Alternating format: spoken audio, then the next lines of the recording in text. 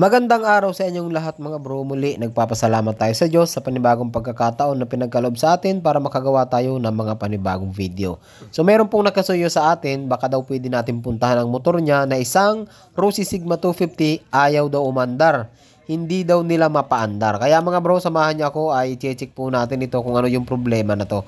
At syempre mga bro, bago po natin umpisahan, yung mga bago pa lang po dito sa ating channel, huwag niyo pong kalimutan mag-subscribe para po lagi kayong updated tuwing mag-upload po tayo ng panibagong videos.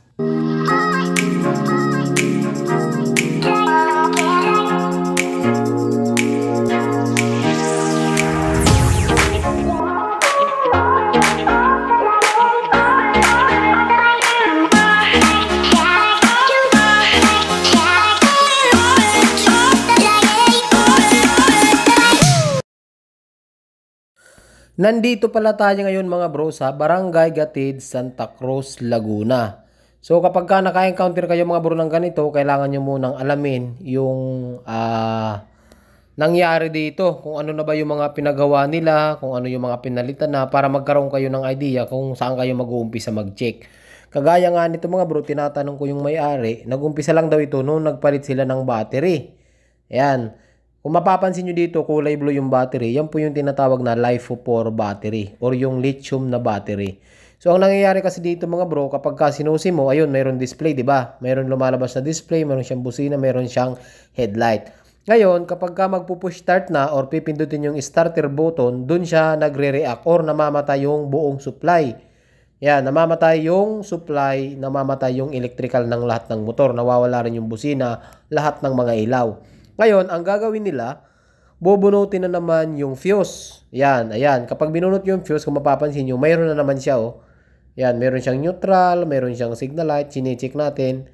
Kumbaga, ayan, pagka pinush-start natin, subukan natin i-push-start yan mga bro, mamamatay po yan. Ayan, oh. Pag pinush-start, yun, namatay siya. Okay, so mapapansin nyo mga bro, namatay nung pinush-start natin. Tapos, ang gagawin ulit, bubunutin na naman yung fuse. Bubunutin yung fuse, ibabalik, magre-reset siya mga bro. Kapag ganito pang problema is wiring problem, so sabi naman ng may-ari, running daw itong motor. Ayan, so kapag hindi nyo binunot ang fuse, hindi magre-reset ang electrical, hindi siya babalik. Kaya ang kailangan, bubunutin nyo yung fuse, tapos ibabalik nyo mga bro para mabuhay ulit. Tapos dito, napansin ko mga bro, yung wirings niya ay pangit, no? Pasensya na dun sa maggumawa. Pangit naman talaga. Ayan, mapapansin nyo mga bro, wala yung kanyang mga terminal. Ayan, wala yung malalaking wire para dun sa starter natin. Kasi kung mapapansin nyo, ang mga motor natin mga bro, matataba talaga yung wire niyan. Kasi ang starter motor natin ay kailangan ng matabang wire, no? Kailangan ng matabang wire para hindi siya manginit. Dito naman, tinanggal yung stock na battery, tinanggal yung electrical or yung stock na wirings, pinalitan ng LiFePO4 at maliliit yung wire na ginamit. Tapos, nagkumpul-kumpulan lang sila dyan. So, siguro mga bro, isa yan sa dahilan kung bakit naglulus yan. Either kinukulang sa ground, no? Kinukulang sa ground or kinukulang sa positive supply.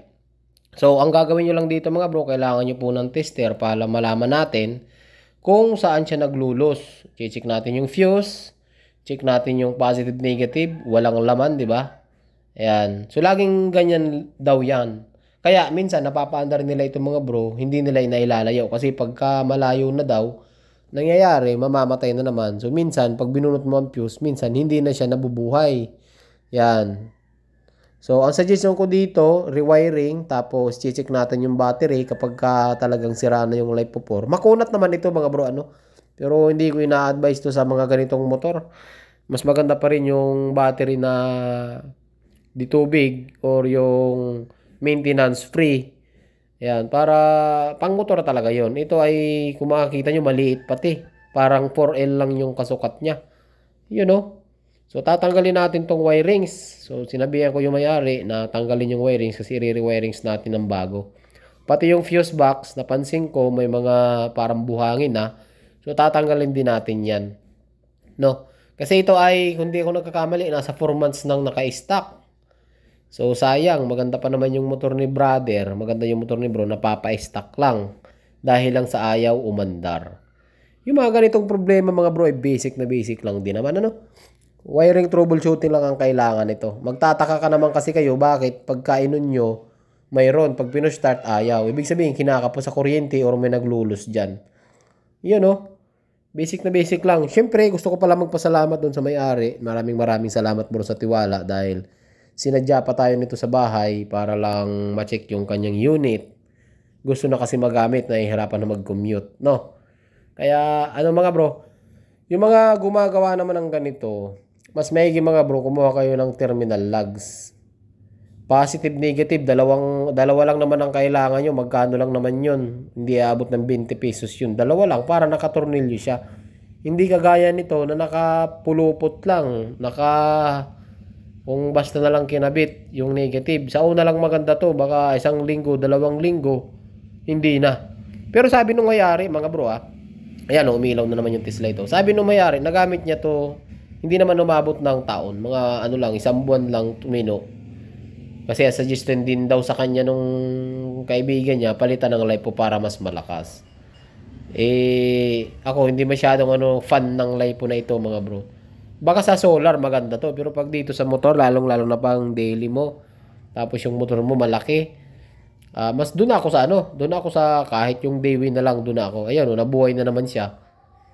Yan.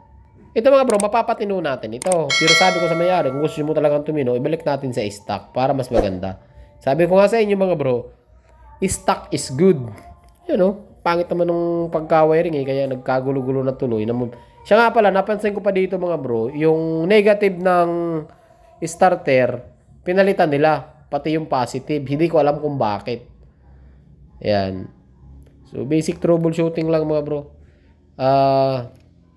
Iwasan nyo lang talaga yung mga ganitong wiring. Dito nag-uumpisa masira yan So, tinetesting ko lang mga bro. Kasi ang napapansin ko dito sa LiPo 4 na ito, pabago-bago siya ng supply. Minsan may 14, may 13, minsan 9 volts. So, hindi ko alam kung mayroong BMS tong battery. Hindi rin alam na may-ari. Ayan. Yung BMS mga bro, yung tinatawag na battery management system. Yung ibig sabihin. Dito, napaandar ko na yan mga bro. Naglulus lang talaga yung terminals niya. Kung mapapansin nyo, ay umandar na siya. Diba? Napaandar na po natin yan. So, ang gagawin ko na lang dito is i-rewiring natin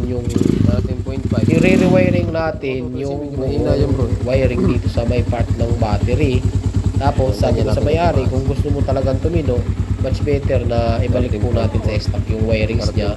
Tapos, binili siya ng battery. Mura lang naman yun. 400 to 600. Makakabili ka na ng battery ng Sigma. Medyo mahina yung mga mumurahin. Pero kung may budget ka naman, pwede naman yung mga mamahalin. Meron tayong mga Iwasa, meron tayong Quantum, meron tayong mga Amaron. Yan yung mga gandang klase ng battery.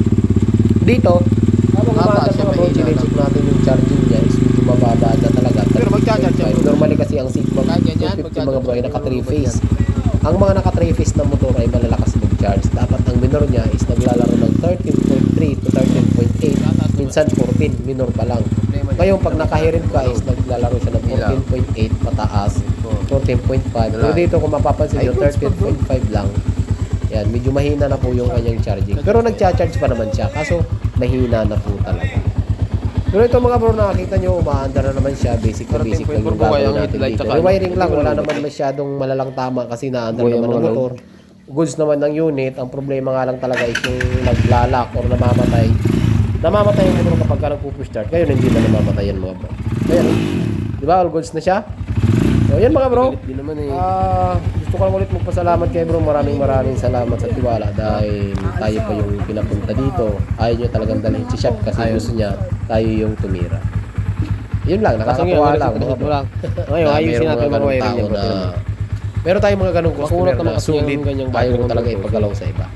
Ako naman kasi lagi minsan wala mga bro, kaya bihira rin ako makapunta sa mga gustong magpa-service. So ayun lang mga bro, hanggang dito lang yung video natin. Yung mga gusto magpa-home service, PM nyo na lang ako mga bro, pag-usapan po natin. So hanggang dito lang, magandang araw po sa inyong lahat at ride safe po palagi.